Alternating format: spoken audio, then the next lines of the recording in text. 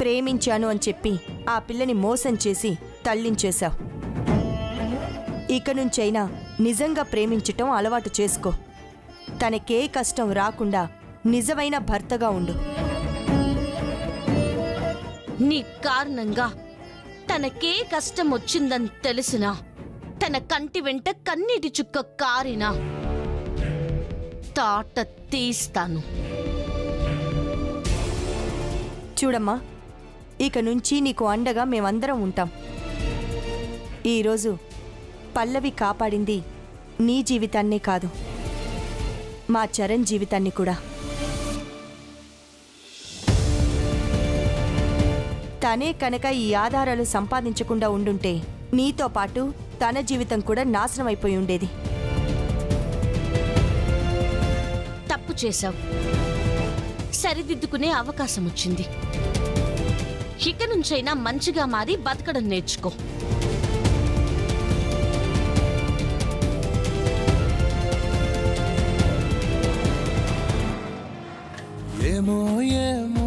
పల్లవి, ఏమీ తెలియని మాయేమో, ఏమో ఏమో ప్రేమేనే ఏమో,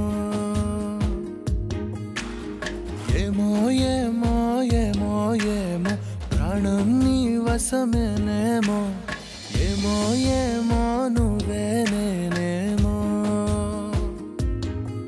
నీ చేతి రేఖల్లో నేనున్నానేమో, నా గుండె గది నిండా నువ్వు నిండావేమో, నిన్ను చేరా వనవాసం చేస్తున్నానేమో, నీ కోసం ప్రతి జన్మ పుడుతున్నానేమో,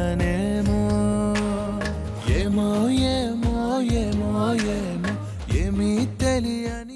చరణ్, నీకు థ్యాంక్స్ ఎలా చెప్పుకోవాలో తెలియట్లేదు పల్లవి.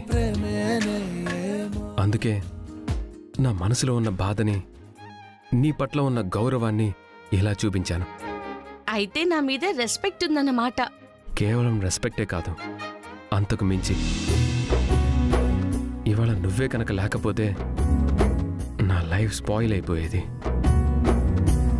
చెయ్యని తప్పుకి జీవితాంతం నేను నరకం అనుభవించాల్సి వచ్చేది.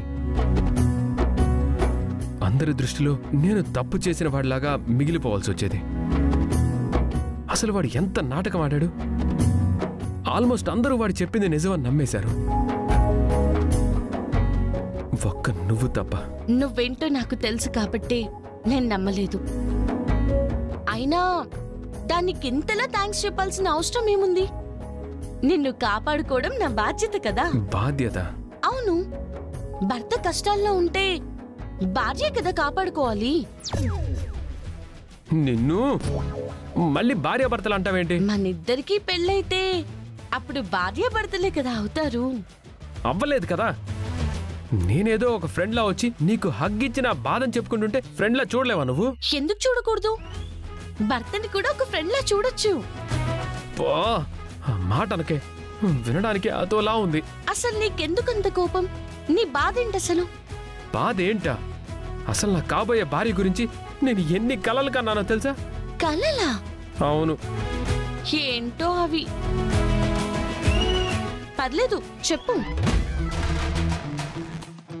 నా కాబోయే భార్య తెలివైందై ఉండాలి, మంచి సమయస్ఫూర్తి ఉండేదై ఉండాలి, మంచిదై ఉండాలి. అంతేగా? నువ్వు చెప్పిన క్వాలిటీస్ అన్ని నాలో ఉన్నాయి కదా. ఏమున్నాయి?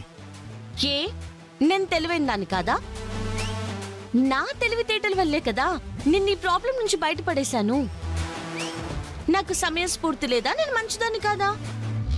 నేను మంచిదానని చెప్పి నువ్వే చాలాసార్లు చెప్పావు కదా.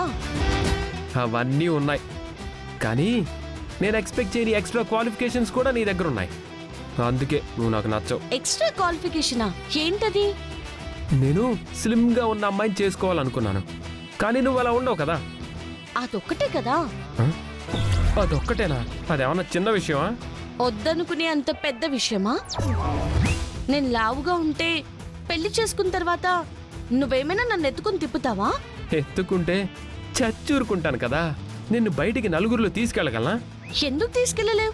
ఎలా తీసుకెళ్ళగలను? ఏ జంటనైనా చూస్తే అబ్బా జంట అంటే ఇలా ఉండాలరా అనేలా ఉండాలి. కానీ మన ఇద్దరిని చూస్తే ఇదేం జంటరా అంటారు. సరే, నువ్వు మ్యూజిక్ చేస్తాను అన్నప్పుడు నీ మొహానికి మ్యూజిక్ ఏంట్రా అని నిన్నెవరైనా అన్నారా? చాలా మంది అన్నారు. అంటే మాత్రం నేను ఆగిపోతానా ఏంటి? నా ఇష్టం. సో ఎవరైనా వాళ్ళ కోసం బతకాలి, వాళ్ళ ఇష్టాల కోసం బతకాలి. కానీ ఎవరో ఏదో అనుకుంటారని బతకూడదు, అంతే కదా? నా విషయంలో కూడా అలాగే అనుకో. అదేదో సినిమాలో డైలాగ్ ఉంటుంది కదా, ఒరే మీరంతా తన ఆకారాన్ని చూస్తున్నారు, నేను తన మనసును చూసి ప్రేమించాను అని.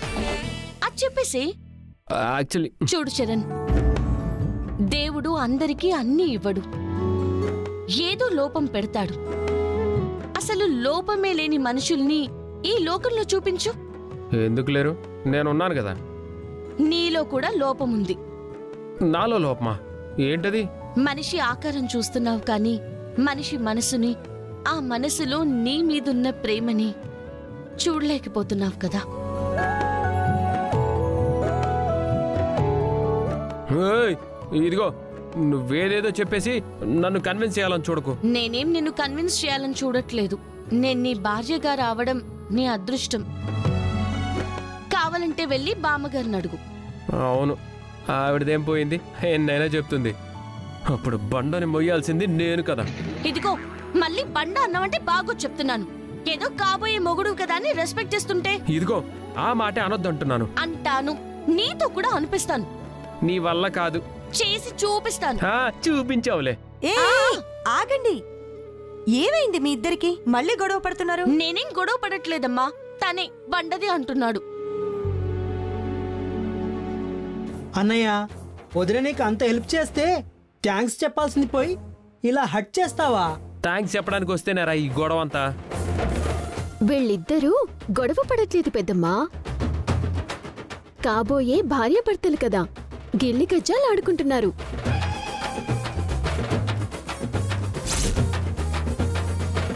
అవునా? వీటిని గిల్లి గజ్జాలంటారా? చూడండి, మీరిద్దరూ గొడవ పడాలనుకున్నా, గిల్లి కజ్జాలు ఆడుకోవాలనుకున్నా పెళ్ళైన తర్వాత పెట్టుకోండి.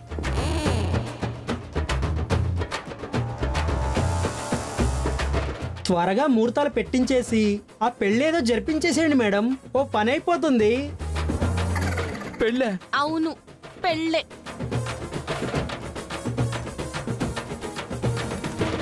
కరెక్ట్. పెళ్లి కాలేదు కాబట్టే వీళ్ళిద్దరూ చీటికి మాటికి కొట్టుకుంటున్నారు. అదే పెళ్ళైపోయిందనుకో వీళ్లే సర్దుకుపోతారు. మంచి ముహూర్తం చూసి నిశ్చితార్థం జరిపించేద్దాం.